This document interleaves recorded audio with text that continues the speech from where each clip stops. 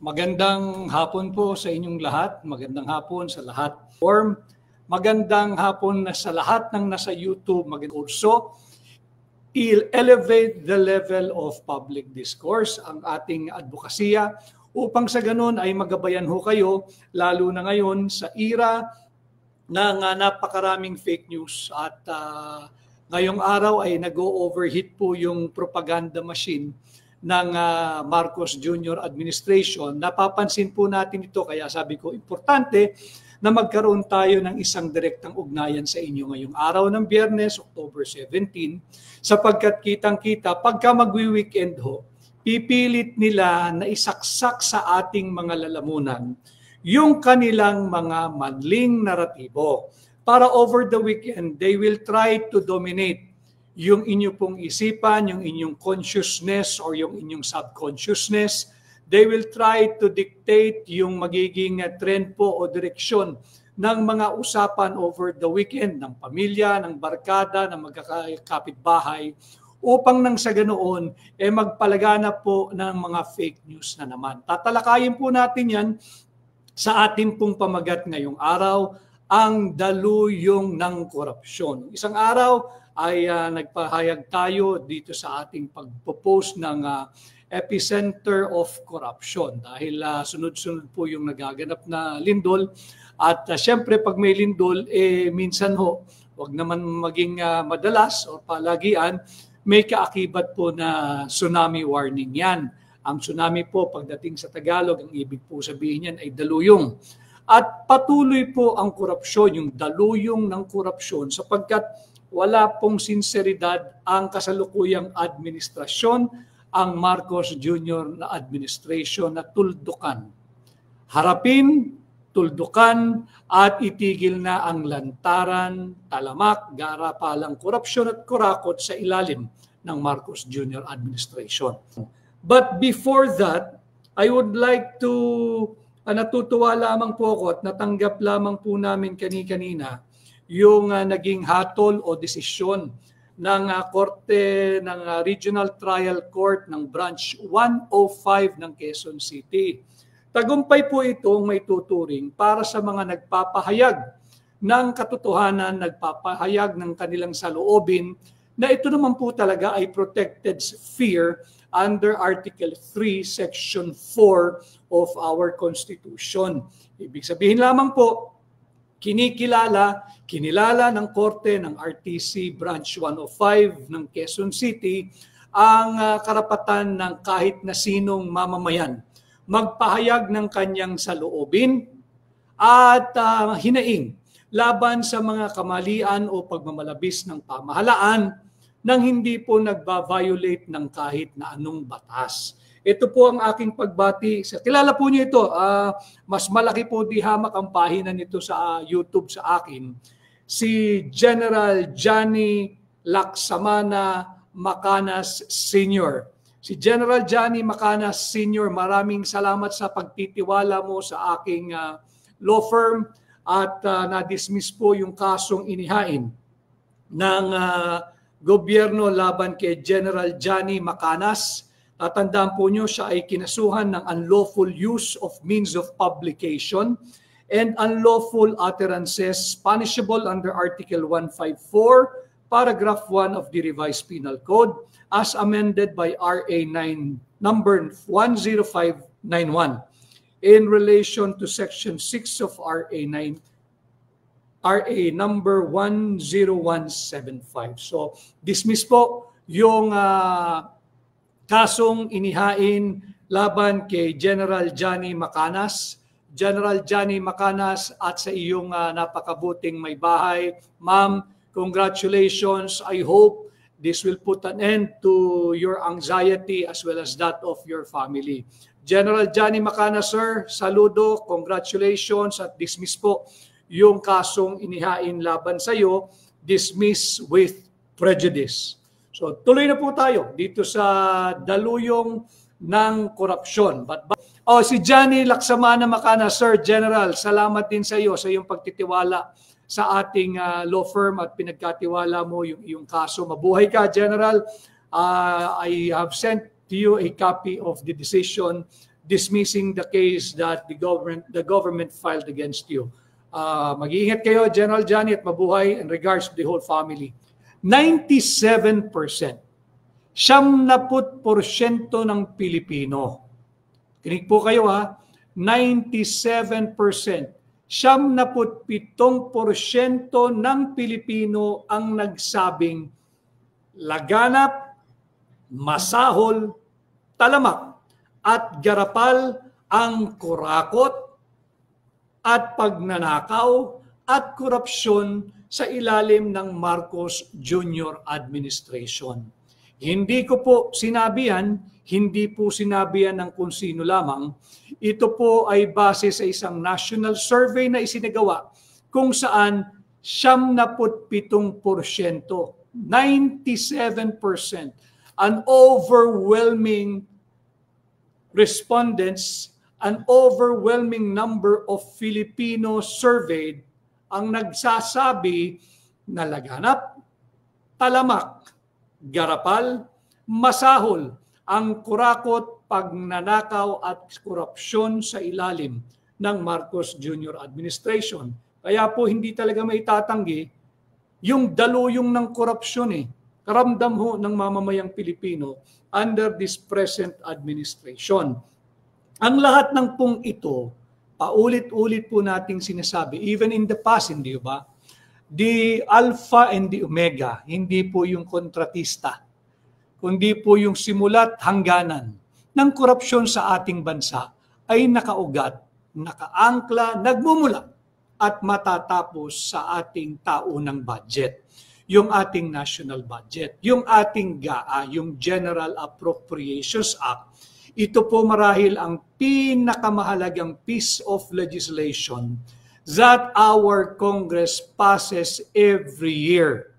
Ito na po, bukod lamang kung merong economic stimulus o meron pong higit pang mahalagang batas na ipapasang ating Kongreso. Pareho po yan, yung mababang kapulungan at yung Senado. But bar none, ang ating pong taunang budget, ang pinakamahalagang piece of legislation na ipinapasa ng ating Kongreso at pinipirmahan ng ating Pangulo. Yan po ang katotohanan.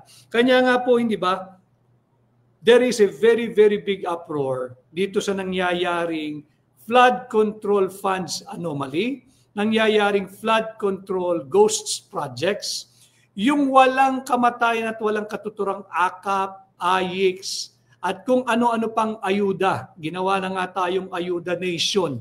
Especially ngayon po 2025. Tatandaan ninyo, kasabot din ng COMELEC, in-exempt po nila sa mga prohibited acts ng kampanya, yung pagmumudmod, yung pamimigay ng AKAP at AYIX, at kung ano-anong ayuda. Vote buying pong malinaw yan. Vote buying na malinaw, subalit siyempre si Chairman Technical Glitch ay bahagi po ng kanilang aparato, in-exempt po iyan, tingnan ho ninyo. Pagka may baha, may bagyo, may lindol, wala na hong namimigay ng ayuda, wala na hong namimigay ng AKAP, nawala na po yung namumudmud ng AYIX. Yung mga palagi ang suki ng AKAP at AYIX. Nagkaunawaan naman po tayo noon, nagkaintindihan tayo kahit sa mga probinsya. Ang ating pakiusap sa inyo, kunin nyo, pera nyo yan. Pero iboto ninyo kung sino ang nasa inyong konsensya, puso, diwa at damdamin. Ginawa po nyo yon. Siyempre, hindi naman natin kontrolado ang makina at palagi namang ginagamit ng COMELEC yan, lalo na kung ang chairman pa rin ay si Chairman Technical Glitch, yan po ang mangyayari. Subalit, ngayon ho, dahil nga ang ating layunin ay itaas ang antas ng pampublikong diskurso, higit na mapalawak, mapalalim at buksan ang inyong kamulatan, tingnan ninyo, nakailang sakuna na. Ang daming lugar, patuloy na nakababad sa baha. Meron pa bang AKAP? Meron pa bang AYIX? Sabi nila, i-institutionalize o hindi lamang daw po pang eleksyon yan, year-round daw po yan. Nasaan na? Nasaan na yung mga maiingay na nagbibigay ng AKAP at AYIX? Kaya nga ho, di ba, ang ating kritisismo, ang ibig palang sabihin ng akap, ang kakapal ng aming pitaka ng mga tiwaling politiko. And true enough, days after the midterm election, pumutok na po itong hindi na maaawat na flood control funds anomaly. Ulitin ko ang punot dulo po ng korupsyon sa ating bansa ay ang ating taunang national budget. Yung yearly GAA, especially for this year, when the President, si BBM, pinirmahan niya yung invalid, unlawful, illegal, immoral, and unconstitutional 2025 national budget. Pinirmahan niya yan after silang magkaroon na naman ng propaganda na masusi nilang pinag-aaralan ang panukalang 2025 budget noong Disyembre ng nakaraang taon. At nung siya'y pumirma na at naglabasa na nga, nagsampa na ho tayo ng kaso sa Korte Suprema, hindi ho ba? Questioning the constitutionality. We want to strike down the 2025 national budget for being unconstitutional. Ano po ang naging tugon ni BBM? Pinag-aralan daw po niya ng masusi. Binasa niya ang kada pahina ng mahigit na 4,000 pahinang 2025 General Appropriations Act. Tapos ngayong sumabog na po itong hindi na maawat at hindi na maikubli na korupsyon, ang kanyang lusot, wala raw po siyang kinalaman diyan sa mga nangyayaring anomalya. 3 taong ka ng presidente, at least entitled, you're the president, pwede bang hindi mo alam ang nangyayari sa iyong taunang budget? Now, with the 97% of the Filipinos, based on the recent survey, condemning that there is indeed a widespread, prevalent, and para po itong stage 4-like cancer, talagang malala na, malubha, malalang malala na, under the Marcos Jr. administration, malaking pagtataksil, malaking disservice, malaking pangbubudol ang ginagawa ng ICI, yung Independent Commission on Infrastructure. Ito po ay lantarang whitewashing or cover-up. Dahil pareho ng ICI at ang Blue Ribbon Committee ng Senado, nagsasagawa po yung ICI, imagine ninyo, nasa labas na ng lansangan ang parami ng mga Pilipinong nagpapahayag.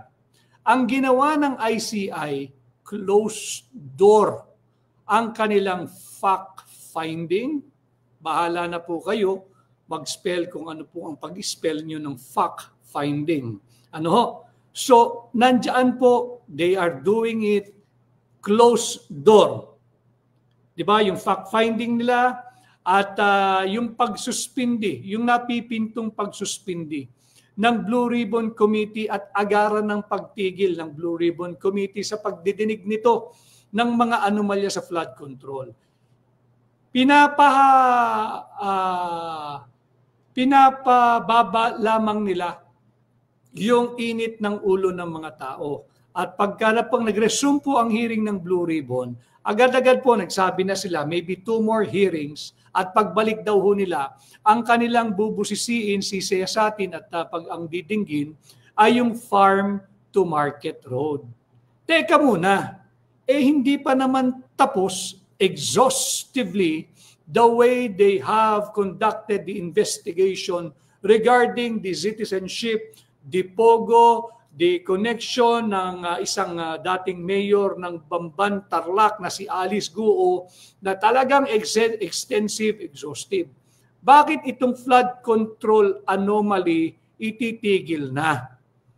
So wag po tayong pumayag, patuloy po kayong mag-ingay at nakita naman natin na sa gitna ng panggigipit ng kasalukuyang administrasyon. Lilinawin ko dahil marami daw pong mga nakamonitor sa aking pahina.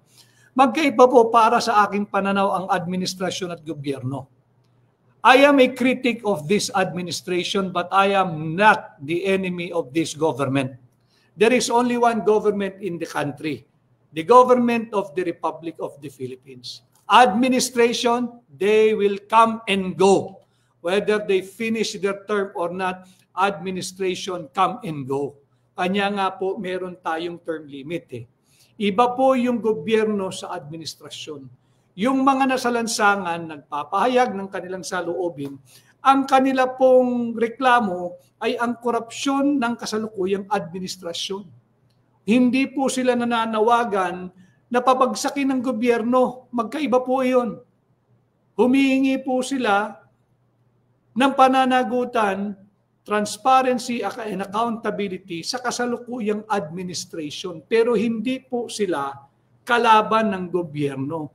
There is only one government, the government of the Republic of the Philippines. Unfortunately, yung gobyerno ng Republika ng Pilipinas ay pinapamahalaan ngayon ng isang kurap at kurakot na administrasyon. Magkaiba po yun ha.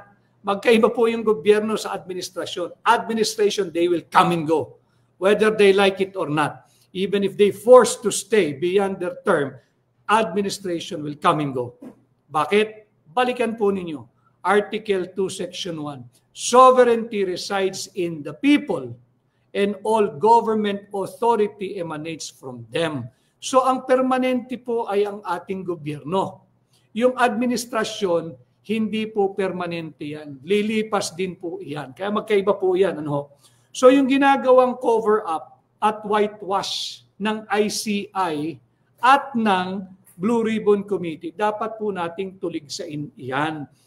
Dahil ang hinihingi nga po ng sambayan ng Pilipino ay ang transparency. Paano tayo magkakaroon ng transparency kung closed door ang fact-finding, kung closed door ang investigation? Paano tayo magkakaroon ng transparency and accountability kung ititigil na o ililihis na ang direksyon ng Blue Ribbon Committee hearing? We all just have to go back doon sa underlying reason why the Blue Ribbon Committee was convened on the first place. Ano ba yung naging issue? Hindi ba yung flood control funds that the Philippines is underwater? Yun yung naging layunin ng Blue Ribbon sa kasalukuyang ginaganap na pandinig, na agad-agad po nilang tinigil nung nasa tarangkahan na ng Malacanang yung issue ng anomalya. Kaya hindi po nararapat, hindi po tama lantarang pagsasalaula sa kamulatan, katalinuhan ng mamamayang Pilipino kung bigla na lang muli nilang isasaksak sa ating mga lalamunan ng sapilitan. Ang iimbestigahan nila ay yung farm-to-market roads. Hindi pa po tapos yung flood control programs. Malaking pagkukulang po yan. Again, lalagyan natin ng konteksto dito sa aking pahina. We always provide a constitutional basis dito po sa ating inilalahad sa inyo. Article 11, Section 1. Public office is a public trust.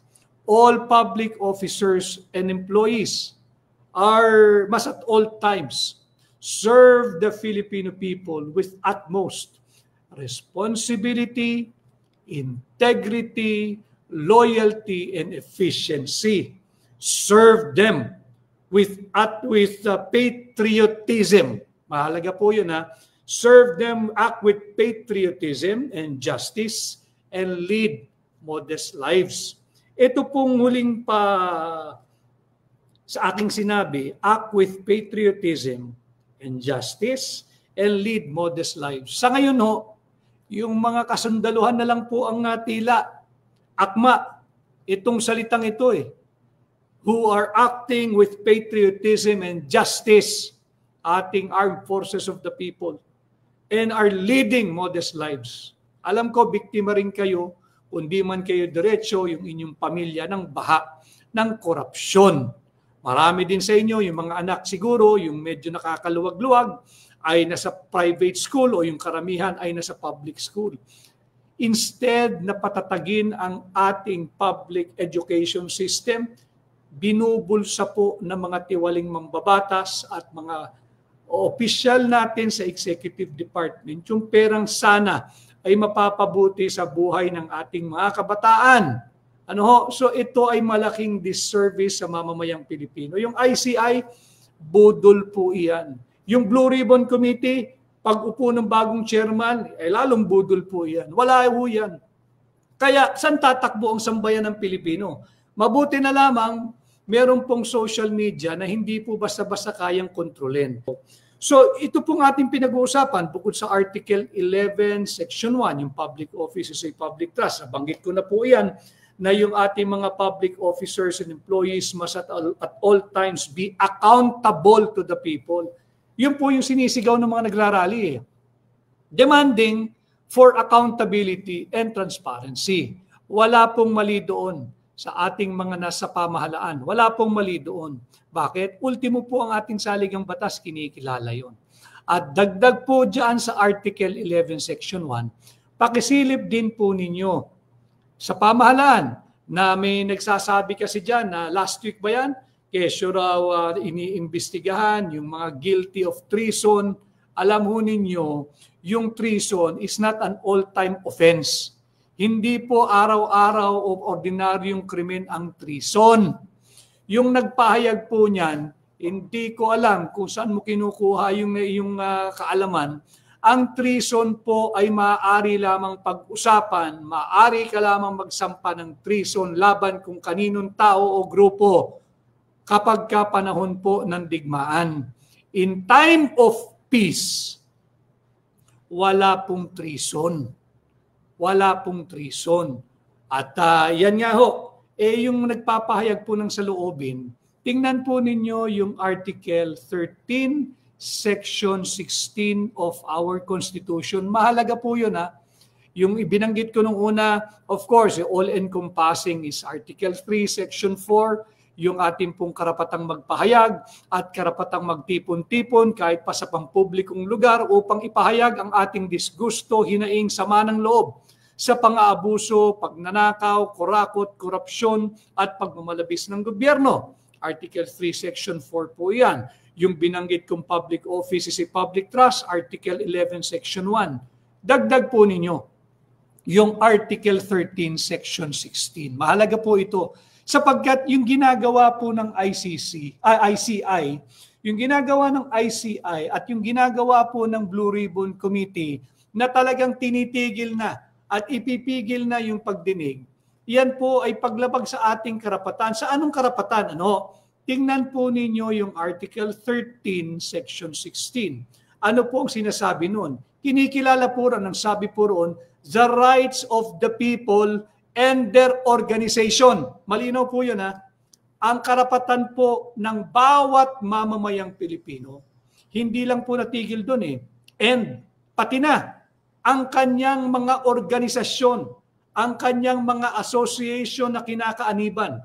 The right, hindi po pribilehiyo, the right of the people and their organization to an effective and reasonable means to participate at all levels. Lahat po ng antas, lahat ng baitang ng social, economic, and political decision-making shall not be abridged. Hindi po pwedeng busalan, hindi pe pwedeng tigilin, hindi pe pwedeng pigilan, hindi pe pwedeng ipagkait. Tingnan po ninyo yun. At yun nga po ang ating layunin. Mahirap naman na alam naman natin na ang direksyon po ng overheat na po, umuusok na eh.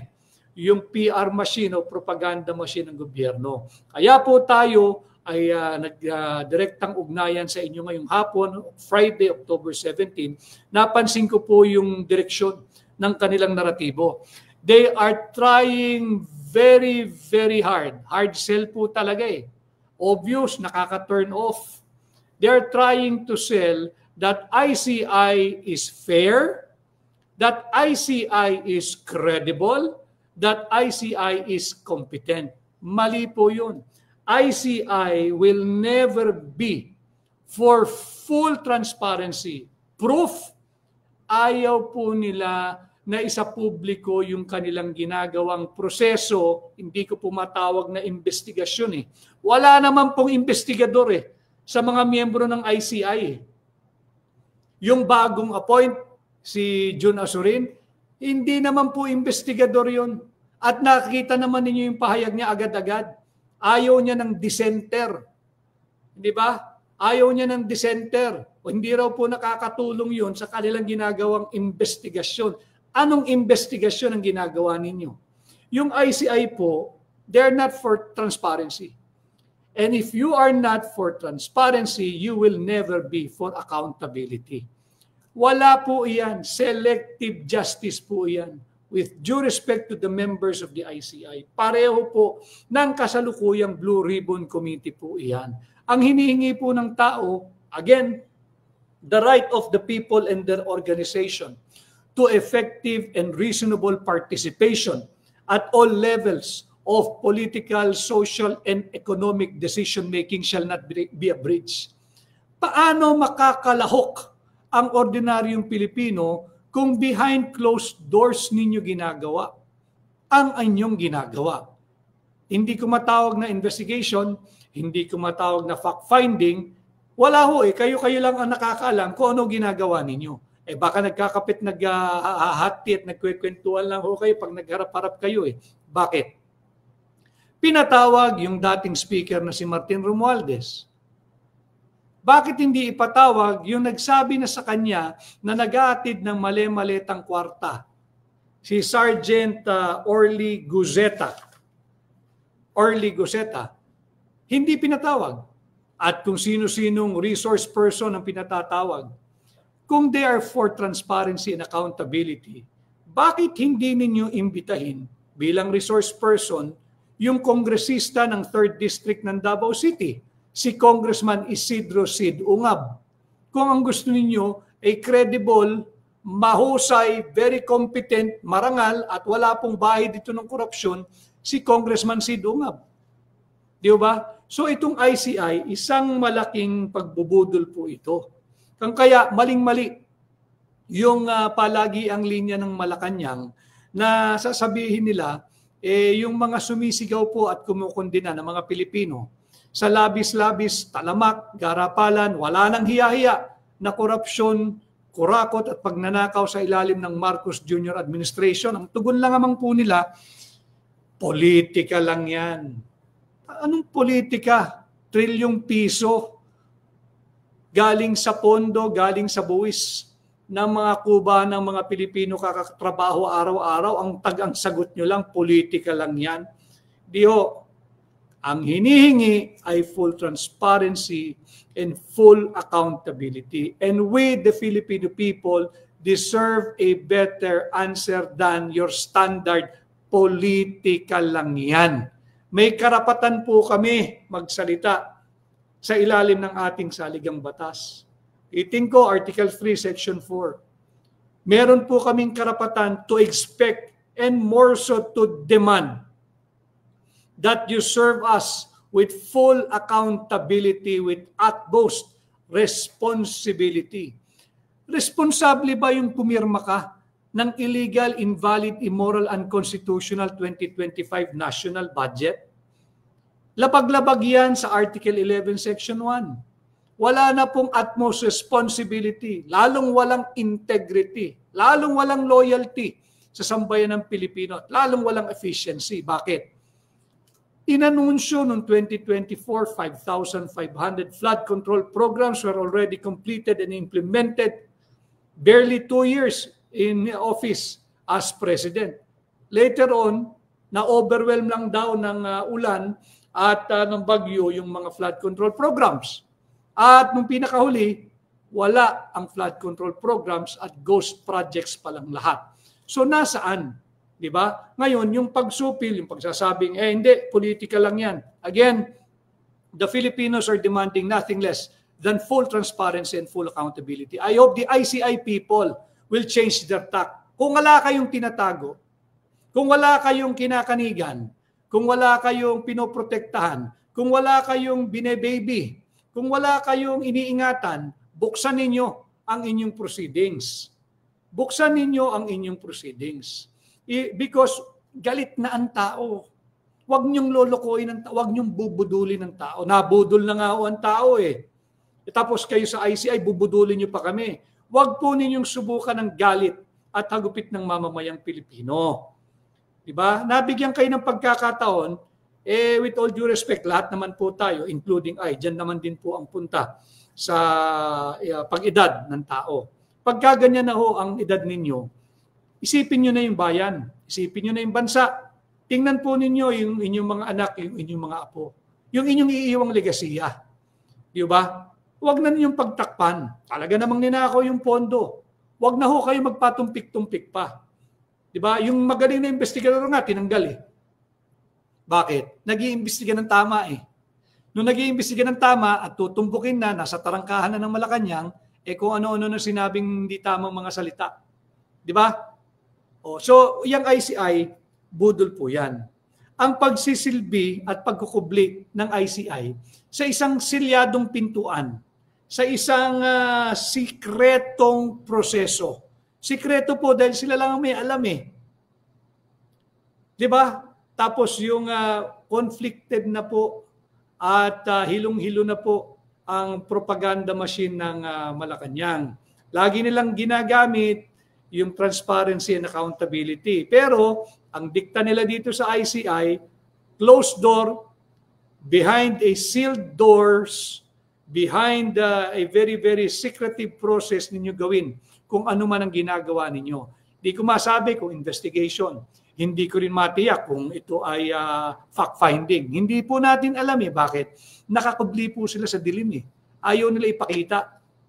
Ayaw nilang maging participative yung proseso. Tingnan nyo yung ginawa. Akala ni BBM mabobola niya, mabubudol niya yung mamamayang Pilipino. Naglagay ng website. Di inulan ka ngayon. Yan. Merong kang daluyong ng reklamo mula sa mamamayang Pilipino. But pagka binasa niya, tiyak, yung mga impormasyong pumasok sa kanyang website, lead na po iyan eh.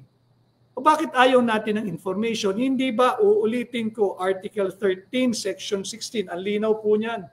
The right of the people and their organization to a reasonable and effective participation at all levels of social, political, and economic decision-making shall not be abridged.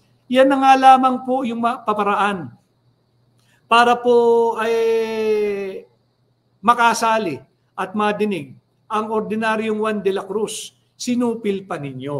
Ano? So, wala. Ang nakaka-insulto yung ginagawa ng ICI, Independent Commission on Infrastructure. Nakaka-insulto, pinakamababang uri ng pagtrato ang binigay ninyo sa aming mga Pilipino. Sa aming kamulatan, sa aming kamalayan, sa aming kaalaman, sa aming karunungan. Binubudol ninyo kami. Binubudol ninyo kami.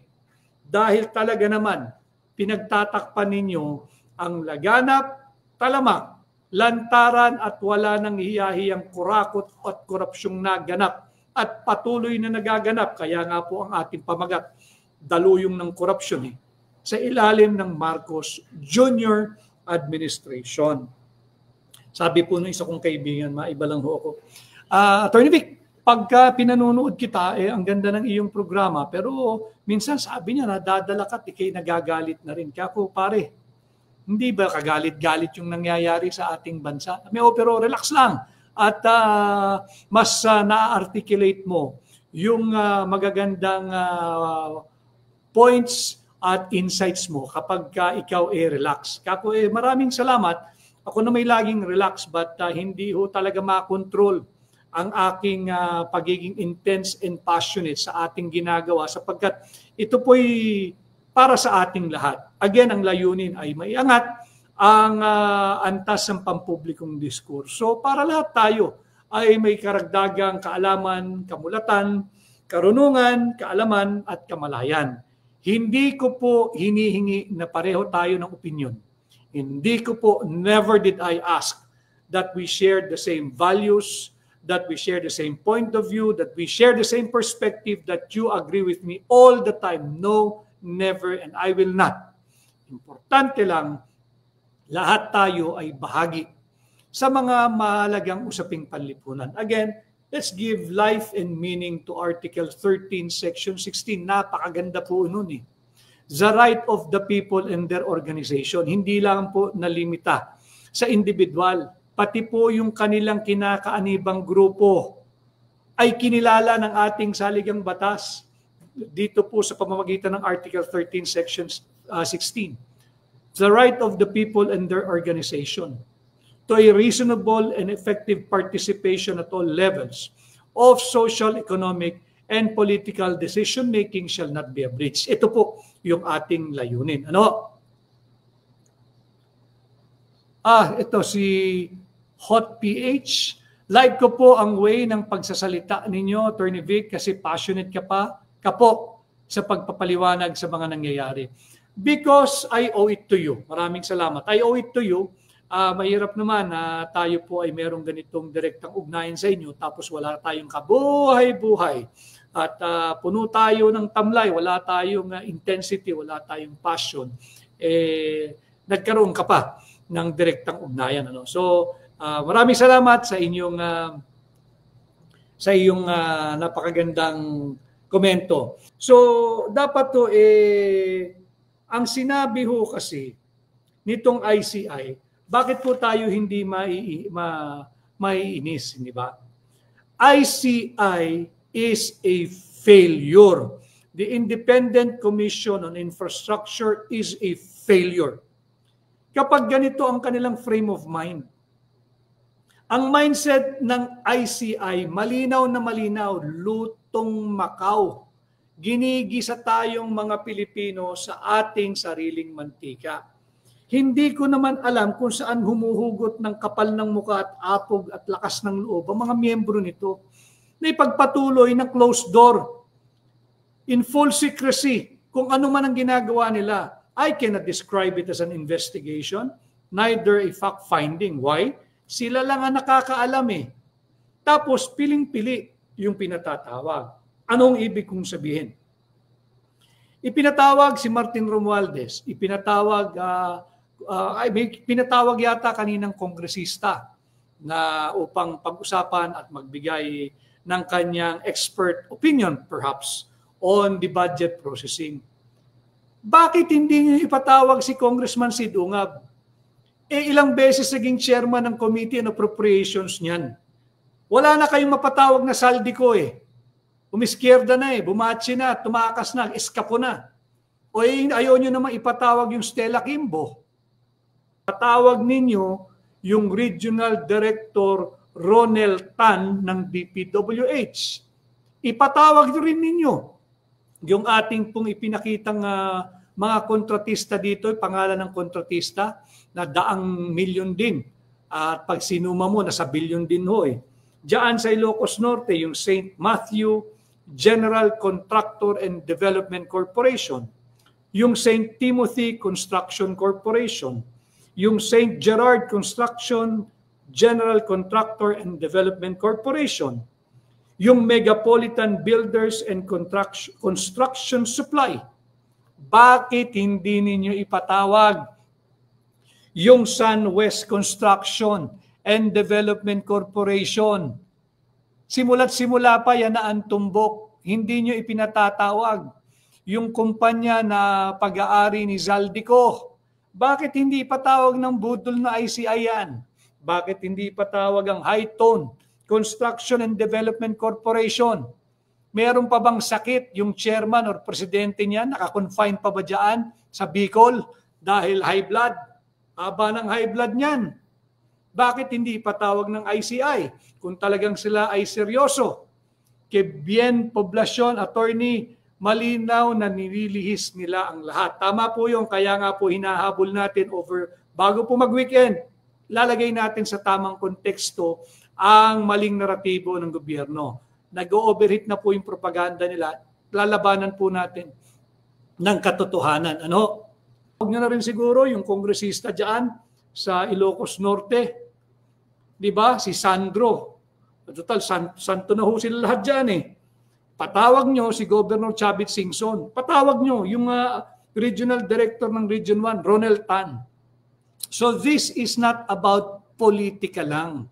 This is all about full transparency and full accountability. Hindi po matitigil ang daluyong at dagundong ng korupsyon kung patuloy po tayong bubudulin ng administrasyong kasalukuyan.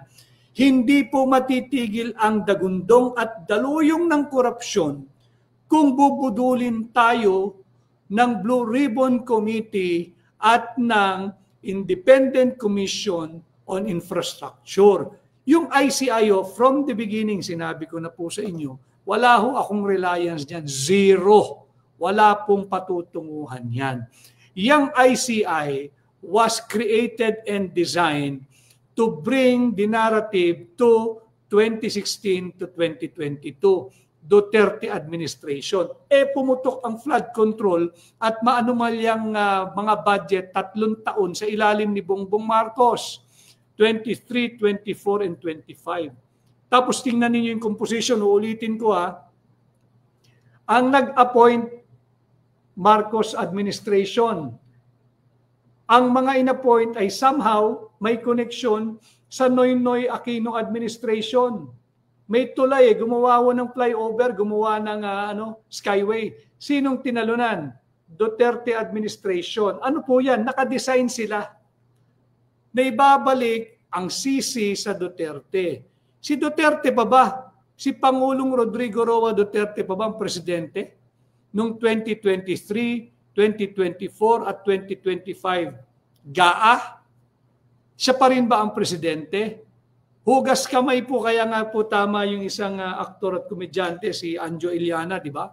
Ang pinakamalinis daw na tao sa Pilipinas ay si BBM sapagkat madalas maghugas kamay. Kaya yan po ang nangyayari. So wala pong independence, walang credibility, and we cannot expect any fairness, any transparency, and any accountability dito sa ginagawang, kung ano man ang ginagawa ng ICI. Yung Blue Ribbon, hindi rin po dapat itigil yan. Dapat po yan, ituloy yung pagdinig. At hindi po basta ituloy, huwag ilalabas sa riles. Diba?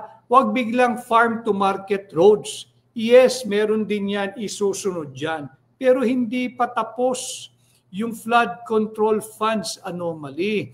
Hindi pa tapos yung mga contractors. Hindi pa tapos yung mga missing or ghost flood control projects.